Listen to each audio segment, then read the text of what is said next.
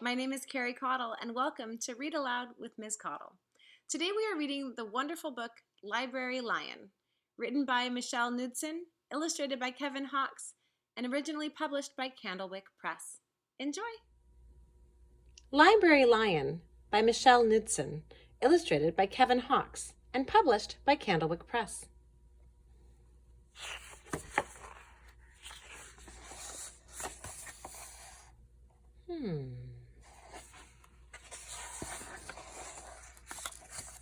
This version published by Scholastic.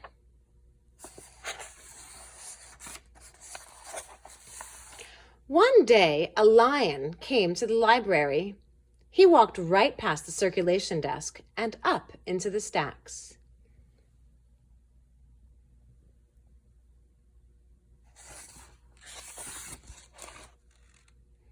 Mr. McBee ran down the hall to the head librarian's office.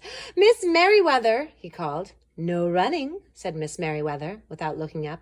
"But there's a lion," said Mr. McBee, "in the library." "Is he breaking any rules?" asked Miss Merriweather. She was very particular about rule breaking. "Well, no," said Mr. McBee. "Not really." "Then leave him be."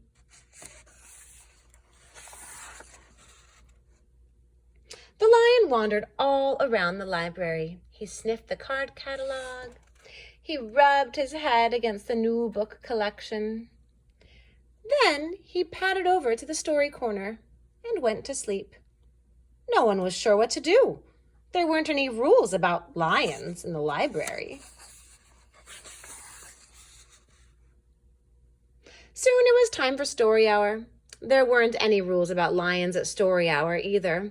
The story lady seemed a little nervous, but she read out the first book's title in a good, clear voice. The lion looked up. The story lady kept reading. The lion stayed for the next story, and the story after that. He waited for another story, but the children began to walk away. "Story hour is over," a little girl told him. "It's time to go." The lion looked at the children. He looked at the story lady. He looked at the closed books. Then he roared very loud. "Okay, kids, ready? Can you roar with me? 3, 2, 1. Roar!"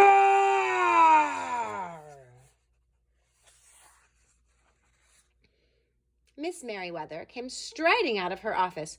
"Who is making that noise?" she demanded. "It's the lion," said Mr. McBee. Miss Merriweather marched over to the lion.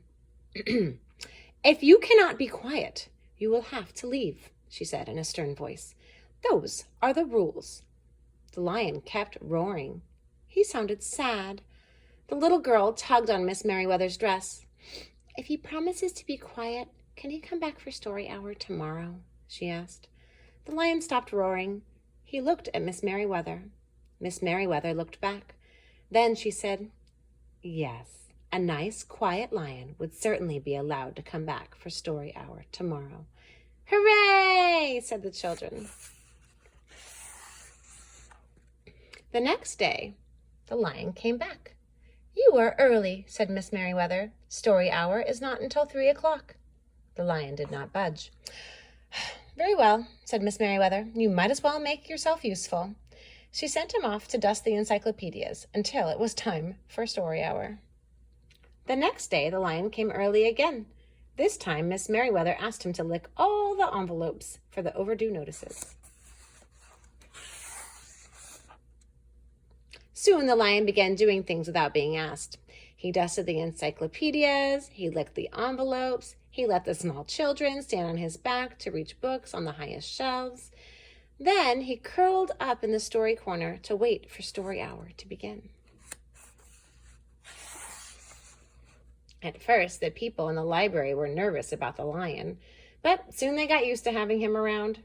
In fact, he seemed very well suited for the library. His big feet were quiet on the library floor. He made a comfy backrest for the children at story hour, and he never roared in the library anymore. "What a helpful lion," people said. They patted his soft head as he walked by. "How did we ever get along without him?" Mr. McBee scowled when he heard that. They had always gotten along fine before. No lions were needed. Lions, he thought, could not understand rules. They did not belong in the library.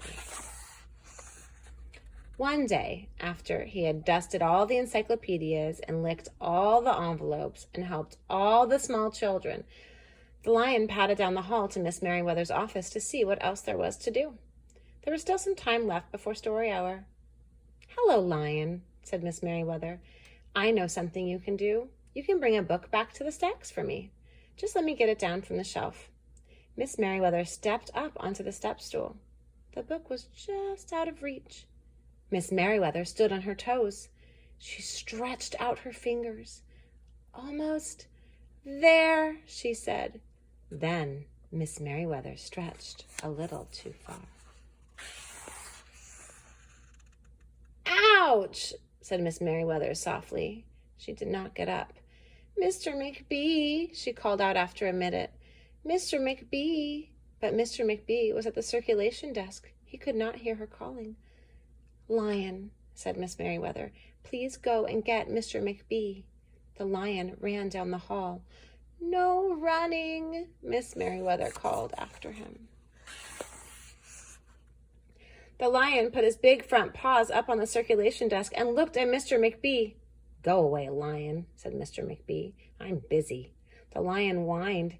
He pointed his nose down the hall toward Miss Merriweather's office. Mr. McBee ignored him. Finally, the lion did the only thing he could think of to do. He looked Mr. McBee right in the eye. Then he opened his mouth very wide, and he roared the loudest roar he had ever roared in his life. Get ready, kids. Ready? 1, 2, 3. Roar! Mr. McBee gasped. "You're not being quiet," he said to the lion. "You're breaking the rules." Mr. McBee walked down the hall as fast as he could. The lion did not follow him. He had broken the rules. He knew what that meant. He hung his head and walked toward the doors. Mr. McBee did not notice. "Miss Merriweather," he called as he walked. "Miss Merriweather, the lion broke the rules. The lion broke the rules." He burst into Miss Merriweather's office. She was not in her chair. "Miss Merriweather?" he asked. "Sometimes," said Miss Merriweather from the floor behind her desk, "there is a good reason to break the rules, even in the library. Now please go call a doctor. I think I've broken my arm." Mr. McBee ran to call a doctor. "No running," Miss Merriweather called after him. The next day, things were back to normal.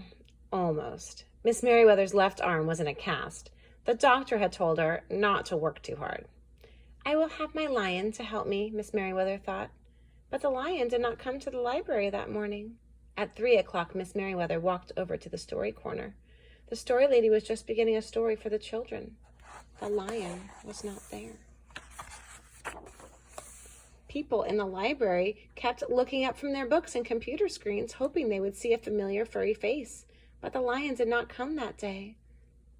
The lion did not come the next day either, or the day after that.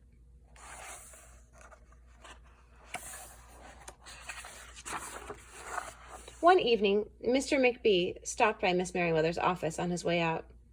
"Can I do anything for you before I go, Miss Merriweather?" he asked her.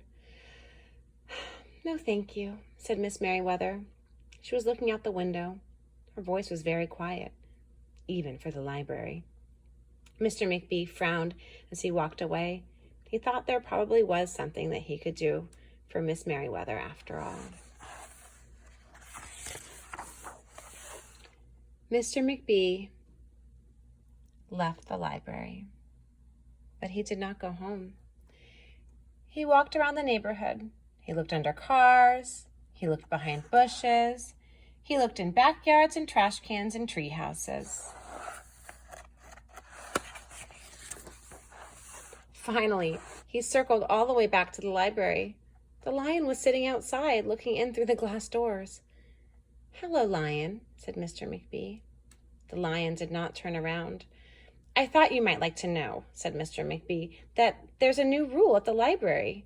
No roaring aloud unless you have a very good reason. Say, if you're trying to help a friend who's been hurt, for example. The lion's ears twitched. He turned around, but Mr. McBee was already walking away. The next day, Mr. McBee walked down the hall to Miss Merriweather's office. "What is it, Mr. McBee?" asked Miss Merriweather in her new, sad, quiet voice. "I thought you might like to know," said Mr. McBee, "that there's a lion in the library." Miss Merriweather jumped up from her chair and ran down the hall. Mr. McBee smiled. "No running," he called after her. Miss Merriweather didn't listen. Sometimes there was a good reason to break the rules, even in the library.